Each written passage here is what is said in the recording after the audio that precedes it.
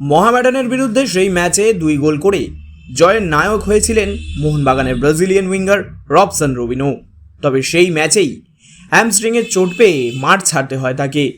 পরে জানা যায় সেই চোট সারতে কিছুটা সময় লাগতে পারে। সেই খবরই প্রথম জানিয়েছিল রে স্পোর্টস। ফলে সাম্প্রতিক 2টি ম্যাচে রবসনকে ছাড়াই মাঠে নামতে হয়েছে সবুজ মেরুন ব্রিগেডকে। তবে চোট পেলেও থেমে নেই রবসনের প্রস্তুতি। গত কয়েকদিন ধরেই সাইড লাইনে ফিজিওর তত্ত্বাবধানে রিকভারি সেশন করতে দেখা যাচ্ছে তাকে। কখনো হালকা দৌড়, কখনো ফিটনেস ট্রেনিং। ধীরে ধীরে ম্যাচ ফিটনেস ফিরে পাওয়ার চেষ্টা চালিয়ে যাচ্ছেন ব্রাজিলিয়ান উইঙ্গার। ইতিমধ্যেই শুরু হয়ে গিয়েছে তার রিহ্যাব সেশনও। মোহনবাগান যখন অ্যাওয়ে ম্যাচ খেলতে বেঙ্গালুরু গিয়েছিল, তখন কলকাতাতে থেকেই নিজের প্রস্তুতি চালিয়ে যান রবসান। সেই সময় জিমে অনুশীলনের একটি ছবি নিজের সমাজ মাধ্যমে পোস্ট করেন তিনি।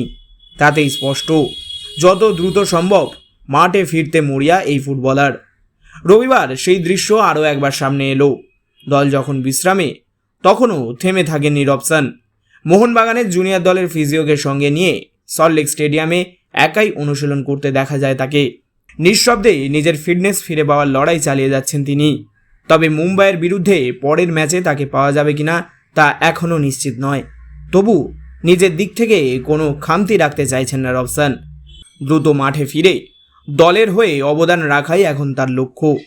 সোমবার মোহনবাগানের অনুশীলন বন্ধ থাকলেও মঙ্গলবার থেকেই মুম্বাই ম্যাচের প্রস্তুতিতে নামবে সবুজ মেরুন শিবির। সেই অনুশীলনে রবসানের অগ্রগতি নজরে রাখবেন কোচিং স্টাফও।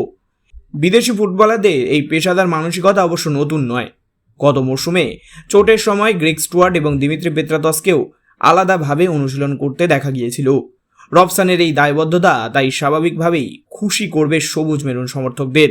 এখন অপেক্ষা, কবে আবার মাঠে ফিরবেন ব্রাজিলিয়ান উইঙ্গার।